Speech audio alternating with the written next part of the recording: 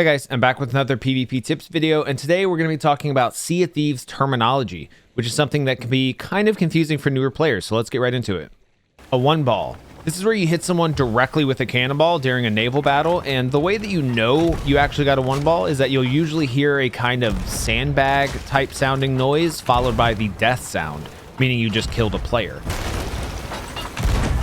Typically one balls happen when you are riding higher in the water on a wave than the enemy ship. Hitting popcorn, or just cannon knockback in general, is when you or an enemy player gets knocked off your ship because a cannonball landed near you and the splash damage sends you flying off of your boat and into the water.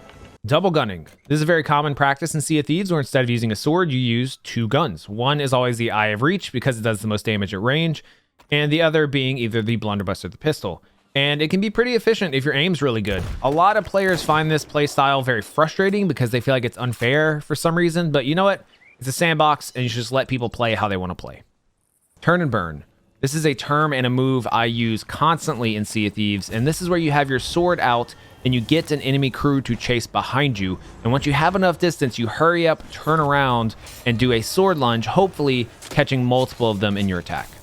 Tucking. This is something you've probably seen on a lot of Sea of Thieves streams or YouTube videos where you hide on an enemy ship using a tuck emote, namely the hide emote, which you can find in the Emporium, and it's free. That way, while the enemy crew is gathering loot and going about their business, you can hatch a plan to steal their loot, attack them when they're least expecting it, etc. Boarder. This is someone who's about to board your ship. Typically, when you're chasing them, if you're going behind them in a straight line, you can probably expect that they're going to send some boarders over to try to board your ship and kill you. Merm. This is obviously short for mermaid and is the respawning mechanic in Sea of Thieves, where if you're not on your ship, you use the mermaid and it'll send you back to your boat. But it is also an indicator that someone's probably about to board your ship. If you're on your own boat and you see a merm, someone's about to climb up your ladder most likely, or your crewmate might say they're trying to find their merm, which means that they are trying to get the mermaid to spawn, but it is taking longer than they would like. Deck shot. This one's pretty self-explanatory. This is when you shoot yourself out of a cannon towards an enemy ship and you actually land on the deck of their ship or on the mast or in the crow's nest, anywhere where you won't have to board because you're already there, and you'll feel very cool. Death spiral. This is a naval maneuver in Sea of Thieves and one of the most efficient, where once you've immobilized an enemy ship, you raise your sails up a bit, so you are spinning a perfect circle around the enemy ship while doing continuous damage until they sink. Scuttling. This is an option under My Crew in the settings that will allow you to vote to manually sink your ship instantaneously. And this is often used by players who are either quitting or they're being spawn camped or something like that and just want to respawn their ship. PL. Hopefully that one's obvious enough, but it of course stands for Pirate Legend, which is a special rank in Sea of Thieves you can achieve if you hit rank 50 in 3 factions, which unlocks new cosmetics, new voyages, among other things. DA is probably an acronym you've heard before, and it stands for Dark Adventurer, which is the Pirate Legend set that actually costs millions of gold to obtain, and is typically used in the context of referring to the DA sails, which are very recognizable, and you can spot them a mile off. They're black and red, and they have the V-shaped cutout at the bottom. These can be a pretty good judge of skill going into a fight, because clearly the enemy crew has been playing a decent amount of time because they're able to afford them, but also sweatier crews tend to use them because it does offer a slight advantage on visibility while sailing. Glorious, Triumphant, and Legendary Sea Dog, often referred to as GSD, TSD, and LSD respectively, are very hard to get commendations in the arena mode that also come with very rare cosmetics. Specifically, the Legendary Sea Dog title and cosmetics are extremely hard to get and definitely show that you've played a ton of arena, so you can likely put up a good fight, and these will be even rarer now that the arena mode is going away. Emissaries. I'm sure you've seen these around. These are the long skinny flags with different numbers of lines on them indicating rank, and you can raise these flags with any of the 5 main factions for increased rep and gold when turning in loot.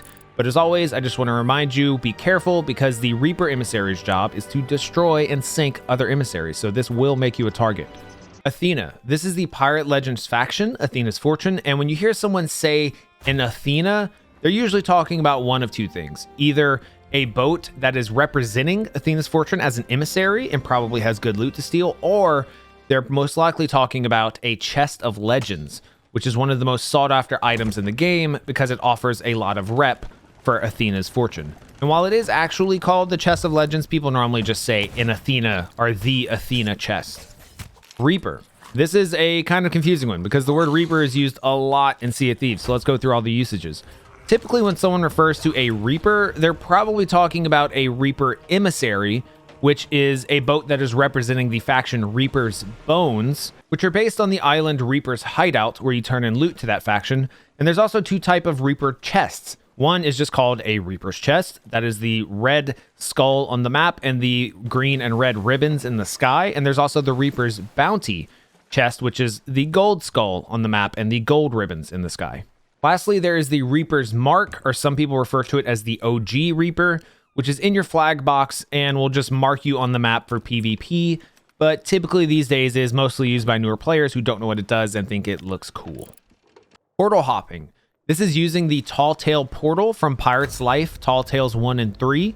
If you activate that Tall Tale and you go through the portal, if you cancel it once on the other side, you will be put on a new server and have your supplies and emissary flag intact. Red Sea. This is a pretty controversial one, but the Red Sea is when you go off of the map and the sea turns red and starts putting holes in your ship. And it's often used by players who do not want to interact with PvP to sink their loot so no one can have it. Stacking. If you hear someone say that a crew is stacking, that means they're probably stacking loot for multiple world events or forts or what have you, so that they can turn it all in one giant haul, which also means it is a lot of loot that is up for grabs to be stolen. Fort of the Damned and Fort of Fortune. These are two world events that are extremely popular in PvP because they offer a lot of loot. Fort of the Damned being the skull in the sky with red eyes that is manually activated by players and always takes place on the Fort of the Damned island. And Fort of Fortune, often referred to as a FOF, which is a skull in the sky with very reddish/orange eyes and a crack in the skull, which is a randomly placed world event.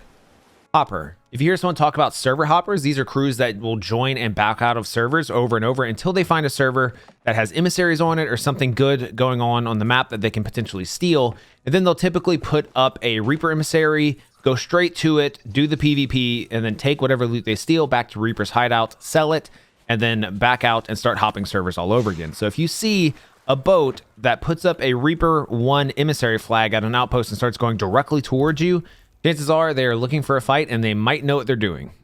Merge. This is usually referring to a server merge specifically and happens when little to no other ships are on your server and the game decides to move you, your ship, and your loot to another server. You'll see some cryptic text wave over the screen and you'll soon find yourself on a brand new server with other players. Hit reg. Now this is a big one, I'm sure most of you know, but just for those who don't, it stands for hit registration, and there's also, unfortunately, bucket reg, food reg, all of these issues, which basically means that when the game shows you do something on the client side, on your screen, you see that you hit that person, you ate that banana, you bucketed out that water. When it gets to the server, due to either the net code or latency, when it gets to the server, it says you didn't actually do those things, so it doesn't register, which is extremely frustrating and one of the biggest problems with Sea of Thieves right now. Backtracking. This is another really big issue at Sea of Thieves right now and kind of related to hit reg / latency netcode issues where one player shoots another player but misses and they hit where the player was, say, half a second ago, and the server actually registers it as a successful hit, which can just add to the frustration of all the hit registration issues currently within Sea of Thieves. Black screening. This is a thing in Sea of Thieves specifically referring to the black screen you get when you're respawning, and it usually happens in one of two ways, where the game deems that you are stuck in the geometry of whatever part of the game you're at, and it respawns you on your ship, which can happen at extremely inopportune times, or when you are respawning and the game is taking a very long time to actually put you on your boat, so you get stuck in a black screen, sometimes for minutes at a time. Getting rared. This is something that we've all used before and is basically a catch-all for anything bad that happens to you in Sea of Thieves. Sea of Thieves is developed by the company Rare, and typically if you were in a really good fight and you're doing very well, but then you get a skeleton ship and a meg and a kraken all on you at once while getting knocked off your boat, then that would be referred to as getting rared. Okay, that's it for me today. I give away exclusive in-game items every Wednesday and occasionally have Twitch drops on my stream at twitch.tv/blurbs. I stream every weekday and most weekends. As always, we also have an incredible Discord community. I invite you to come join, talk about games, play Sea of Thieves together. It's a really good time. But regardless, thank you for watching, and I really hope you enjoyed the video.